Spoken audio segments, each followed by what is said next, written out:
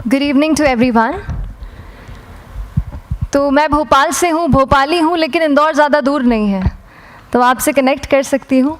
यहीं की हूँ, मध्य प्रदेश की।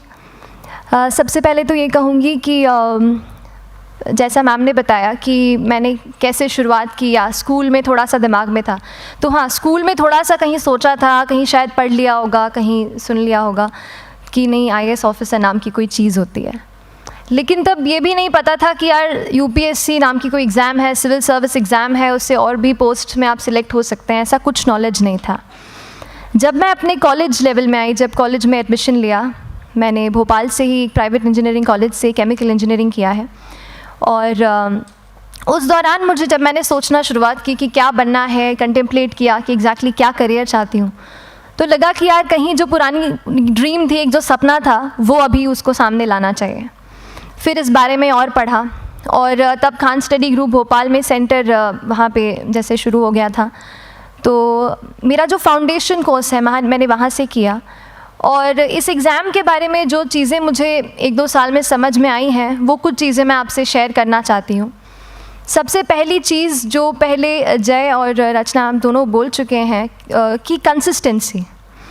आप अगर दिन में, कई बार हमसे सवाल पूछते हैं कि आप कितने घंटे पढ़ाई करते हैं, तो देखिए घंटे मैटर नहीं करते। कोई 17-18 घंटे हमें नहीं पढ़ना है, इतना हम पढ़ भी नहीं सकते। एक दिन पढ़ सकते हैं, दूसरे दिन नहीं पढ़ पाएंगे। 5 से 6 घंटे ही आपको देने हैं या उतने निकालने हैं, पर वो जो वक्त आप अपनी पढ़ाई को देते हो, वो कंसिस्टेंटली आपको रोज़ उतना ही अपने पढ़ाई को देना है।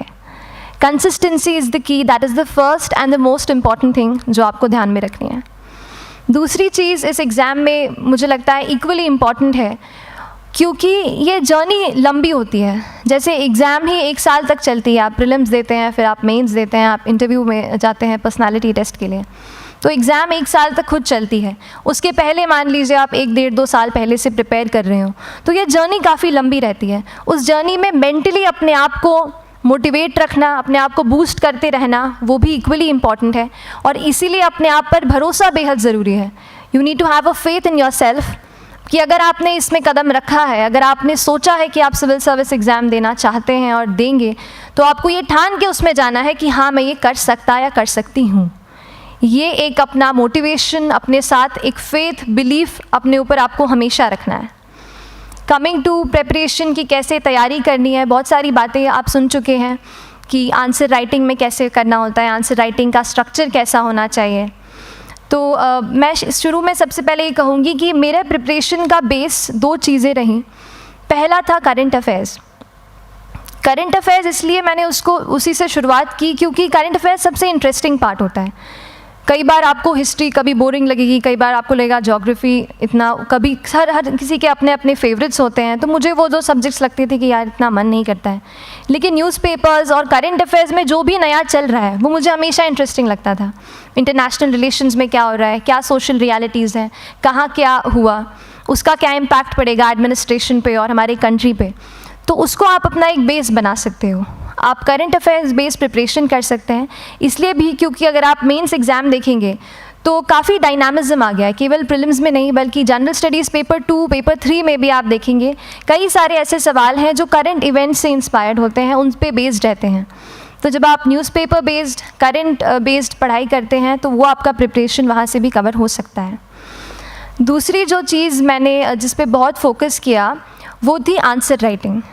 तो आंसर राइटिंग का, जैसे खान सर बता रहे थे कि आंसर राइटिंग की प्रैक्टिस बहुत की, तो उसके पीछे मेरा ये था कि जब मैं हमेशा प्रीलिम्स का कोई भी पेपर टेस्ट देती थी, हम मॉक टेस्ट देते हैं, तो मॉक टेस्ट देती थी तो हमेशा मेरे मार्क्स करीब 90 to 110, 120, इससे ऊपर मेरे कभी मार्क्स नहीं जाते थे। तो मुझे हमेशा ये डर था कि यार प्रीलिम्स में कहीं मेरा कुछ, क्योंकि कट ऑफ भी इसी कुछ रेंज में जाता है, तो हमेशा लगता था कि यार कुछ गड़बड़ यहाँ ना हो जाए। लेकिन जब मैंने आंसर राइटिंग की और मेंस एग्ज़ाम के बारे में जाना, तब मुझे लगा कि आंसर राइटिंग एक ऐसी चीज़ है, मेंस एक ऐसा फेज़ है सिविल सर्विस एग्ज़ाम का जहाँ पे आप अच्छे से तैयारी कर सकते हैं। And if you have written the answers, if you know कि you have covered the points well, if you have included उसमें कुछ आपने facts, international reports, government schemes, आपने कुछ ऐसे उसमें सॉल्व भी डाला है, तो जो रिज़ल्ट आएगा वो सेटिस्फैक्ट्री ही आएगा, अच्छा ही आएगा। तो मेंस एक ऐसा पार्ट है जिस पे आप काफ़ी बैंक ऑन कर सकते हो। मैं जब पर्सनालिटी टेस्ट भी मैंने दिया तो इस बार भी आप नंबर्स देखेंगे तो आसपास की रैंक के हिसाब से मेरे नंबर्स उसमें कम हैं, लेकिन it is just the general studies and the answer writing part, जो मेंस के जो वो है मार्क्स हैं या मेंस का जो एक फैक्टर रहा, वो मेरे लिए सबसे ज़्यादा इंपॉर्टेंट डिसाइडिंग फैक्टर रहा है। तो अपना एक्सपीरियंस यही बताऊंगी कि आंसर राइटिंग पे आप विशेष फोकस कीजिए।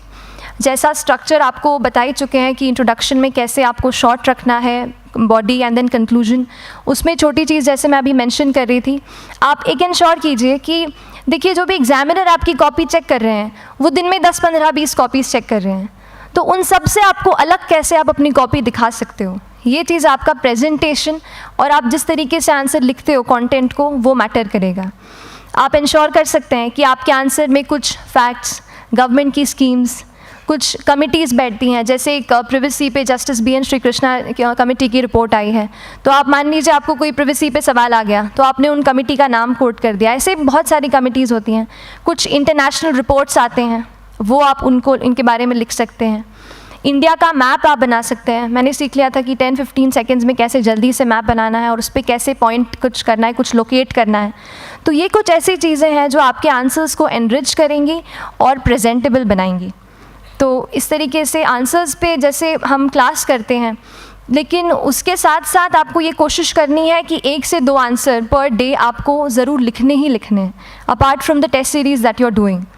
आंसर राइटिंग से 2-3 चीज़ें होती हैं, ना केवल हमारी एक लिखने का हमें समझ आता है हम क्या लिखते हैं कैसा है, पर हमारा कॉम्प्रिहेंशन भी इम्प्रूव होता है। हमें कितना समझ में आया वो भी हमें खुद समझ आता है जब हम आंसर्स लिखते हैं। और इसीलिए आंसर राइटिंग पे आप फोकस कीजिए, 1 से 2 आंसर ज़रूर लिखिए। और आंसर राइटिंग के बाद the third pillar of my preparation जो काफ़ी इंपॉर्टेंट जिसने रोल प्ले किया, that was tests and test series and mocks. देखिए हम पढ़ रहे हैं यहाँ पर, I will also come to the point कि हम कैसे दिल्ली, भोपाल और इंदौर में प्रिपेयर करके बिना दिल्ली जाए हम कैसे कर सकते हैं, I will come to that point. पर उसके पहले टेस्ट की थोड़ी बात कर लेती हूँ कि टेस्ट देना क्यों ज़रूरी है। हम ये जो एग्ज़ाम दे रहे हैं सिविल सर्विस की, एक ऑल इंडिया लेवल एग्ज़ाम है and this cut throat competition.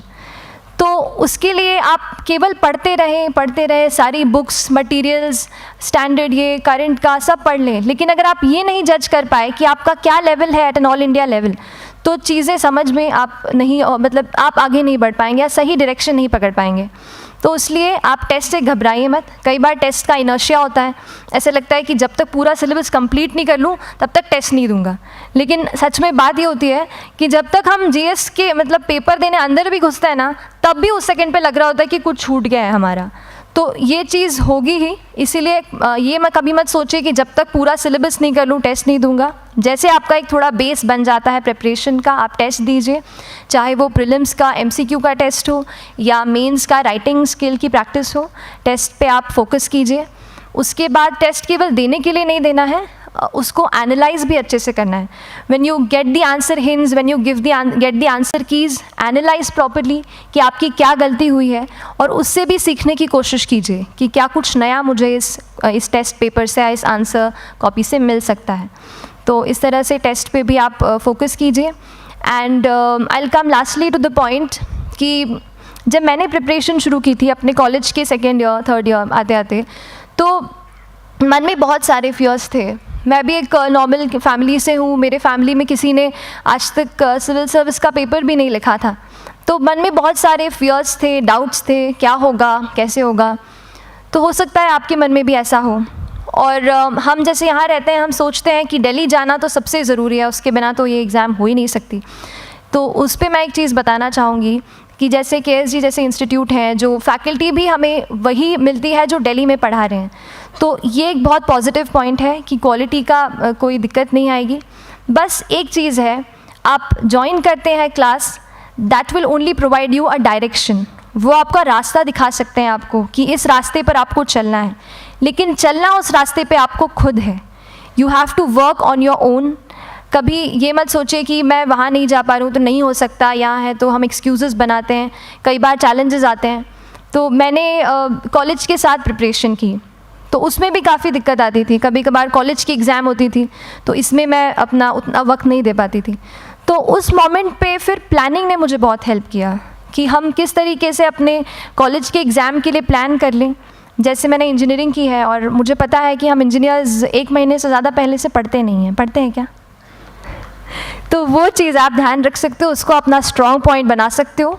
1 से 1.5 महीना जब exam is approaching, I use to plan my entire syllabus का प्रिंट आउट निकाल के I use to make my notes, उस तरीके से उसको मैं उसको संभाल लेती थी। तो whenever you are managing those things together, focus on planning, किस तरीके से आप एक माइक्रो प्लान बनाएं, अपना डेली एक प्लान बनाएं, वीकली टारगेट सेट करें और एक ब्रॉड विजन दिमाग में रखें कि ब्रॉडली आप मंथ्स में क्या कवर करने वाले हैं। अगर आप प्लानिंग अच्छे से करते हैं तो ज़्यादातर पोर्शन आपका वहीं से कवर हो जाता है, और जब आप टारगेट्स बनाते हैं, उनको टिक करते हैं, तो एक सेंस ऑफ कंप्लीशन भी आपको मिलता है कि yes I am on the right path और मैं सही जा रहा हूँ या जा रही हूँ।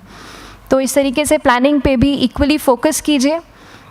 एंड बस यही सिंगल बिगेस्ट मैसेज मेरी तरफ से यही रहेगा कि आपने अगर ठान लिया है, अगर आप सोचते हैं कि आप ये एग्ज़ाम क्रैक कर सकते हैं, तो आपको रोकने वाला और कोई नहीं, आप खुद ही हो सकते हैं।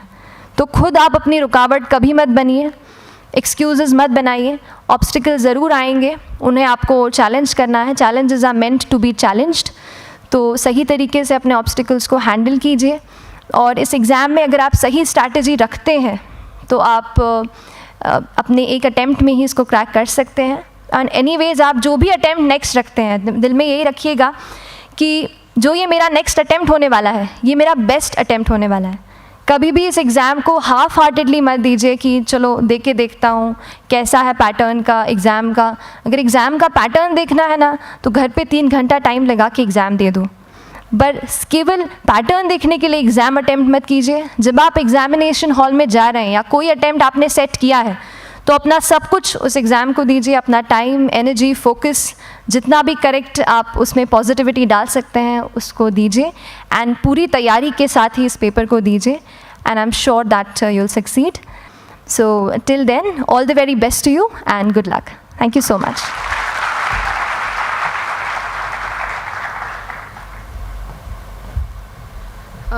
Thank you so much. As Srishti said कि आपके कोई भी क्वेरीज हों तो she will come to take classes in KSG in Indore and Bhopal branch. So lastly, I would like to thank you all for being such a patient crowd, for being such a patient audience. एक चीज़ मैं कह सकती हूँ कि ये जंग बहुत बड़ी है, because you are entering into an ocean without knowing the depth of it and without knowing the art of swimming. ठीक है, तो पहली जंग तो आपने यहाँ जीत ली जब आपने ये सोच लिया, आप यहाँ बैठे हो, ये सोच के बैठे होगे कि शायद मुझे सिविल सर्विसेज करने हैं। तो इस शायद को यकीन में बस आपको खुद को बदलना है, and we are there to support you at all the moment, at all the time. जब भी हमसे पॉसिबल होगा, हम सब, इवन डॉक्टर खान, सब आपको ज़रूर हेल्प करेंगे। Thank you so much.